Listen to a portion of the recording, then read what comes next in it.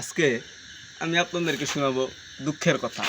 আমার এক চোখের দেখা মামা, মামার জীবনের করুণ ইতিহাস হয়তো সবার থাকে না জানা। তাই আমি আপনাদেরকে আজকে আমার মামার করুণ ইতিহাসটাই জানানোর চেষ্টা করব।